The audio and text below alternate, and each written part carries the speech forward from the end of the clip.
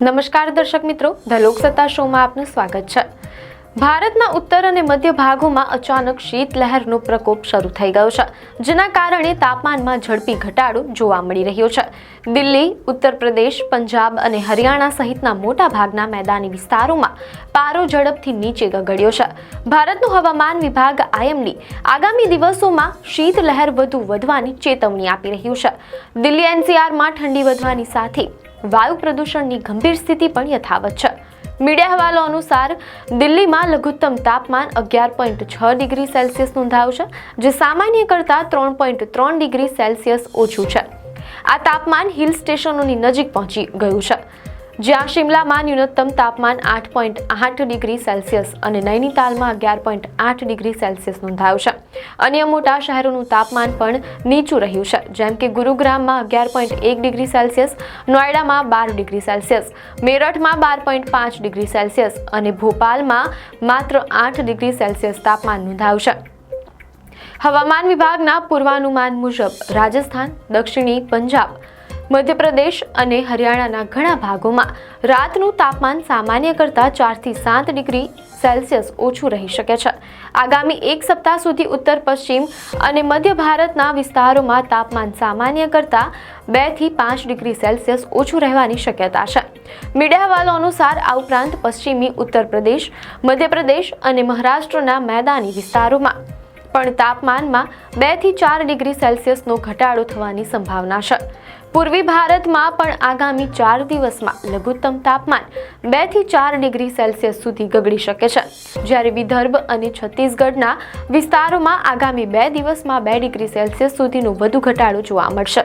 હવામાન વિભાગે 9 અને 10 નવેમ્બર દરમિયાન રાજસ્થાનના પૂર્વી ભાગો અને પશ્ચિમી મધ્યપ્રદેશમાં શીતલહેરથી ગંભીર શીતલહેરની સ્થિતિ રહેવાની ચેતવણી આપી છે।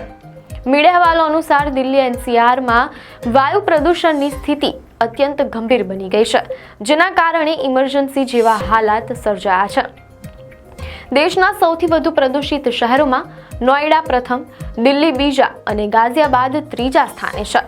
રવિવારે સમગ્ર NCRમાં ધૂંધની ઘની ચાદર છવાયેલી રહી, જેના કારણે વાયુ ગુણવત્તા સૂચકાંક AQI મોટાભાગના વિસ્તારોમાં બેહદ ખરાબ શ્રેણીમાં પહોંચી ગયો અને કેટલાક વિસ્તારોમાં તો તે ગંભીર શ્રેણીમાં પણ પહોંચી ગયો। મીડિયા અહેવાલો અનુસાર રવિવારે દિલ્હીમાં સરેરાશ AQI 391 નોંધાયો, જ્યારે નોઈડામાં 391, ગાઝિયાબાદમાં 387 અને ગુરુગ્રામમાં 252 નોંધાયો। સૌથી વધુ પ્રભાવિત વિસ્તારોમાં રોહિણી 435, નહેરુનગર 426 અને બવાના 426 જેવા સ્ટેશનો પર જોખમી આંકડા નોંધાયા। મીડિયા અહેવાલો અનુસાર આ ગંભીર હાલાત વચ્ચે દિલ્હીના મુખ્યમંત્રી રેખા ગુપ્તાએ દિલ્હીવાસીઓને કારપુલિંગની અપીલ કરી છે અને ખાનગી સંસ્થાઓને તેમના કર્મચારીઓને વર્ક ફ્રોમ હોમ કરવા માટે પ્રોત્સાહિત કરવા વિનંતી કરી છે। સાથે જ સરકારી કર્મચારીઓના ઓફિસના સમયમાં પણ ફેરફાર કરાયો છે। દિલ્હીની હવા વધુ બગડવાના હાલાત વચ્ચે વાયુ ગુણવત્તા વ્યવસ્થાપન આયોગ CAQMની રવિવારે સાંજે બેઠક મળી હતી, તેમ અહેવાલોમાં જાણવા મળેલ છે, જેમાં તાજા આંકડા અને હવામાનના પૂર્વાનુમાનનું અધ્યયન કરાયું। CAQMએ જણાવ્યું કે દિલ્હીની વાયુ ગુણવત્તામાં સુધારાના સંકેતો છે, પરંતુ આગામી દિવસોમાં પણ AQI બેહદ ખરાબ શ્રેણીમાં જ રહેવાની સંભાવના છે। જો કે આયોગે હાલમાં GRAP3 ગ્રેડેડ રિસ્પોન્સ એક્શન પ્લાનનો ત્રીજો તબક્કો લાગુ નહીં કરવાનો નિર્ણય લીધો છે। જો GRAP3 લાગુ થાય તો નિર્માણ ગતિવિધિઓ બંધ થઈ જાય છે, જૂના ડીઝલ વાહનો પર પ્રતિબંધ મુકાય છે અને ક્લાસ 5 સુધીના શાળાઓમાં ઓનલાઈન શિક્ષણ તેમજ વર્ક ફ્રોમ હોમની નીતિ પણ લાગુ કરવામાં આવી શકે છે।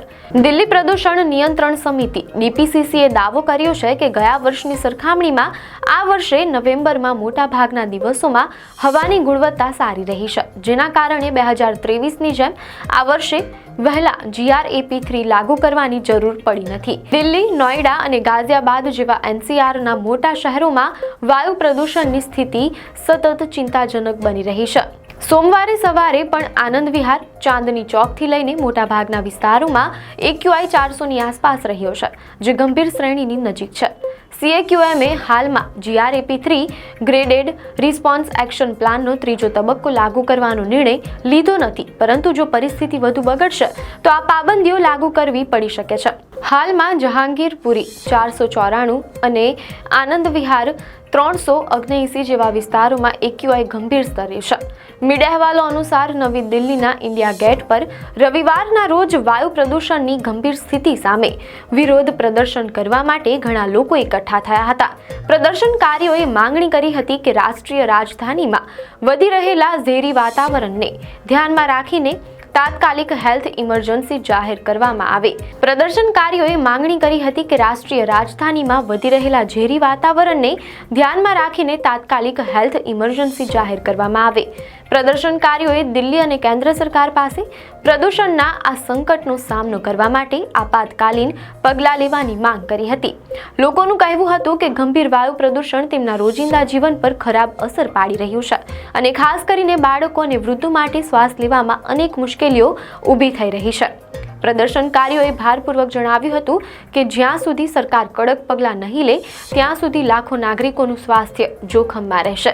આ વિરોધ પ્રદર્શન રાજધાનીના નાગરિકોમાં પ્રદૂષણના સ્તરને લઈને વધી રહેલી ચિંતા અને આક્રોશને સ્પષ્ટપણે દર્શાવે છે. જો GRAP3 લાગુ થાય તો બિનજરૂરી બાંધકામ અને તોડફોડ પર પ્રતિબંધ લાગશે. જૂના ડીઝલ વાહનો અને ડીઝલ જનરેટર આપાતકાલીન સેવાઓ સિવાય પર પણ રોક લાગી શકે છે.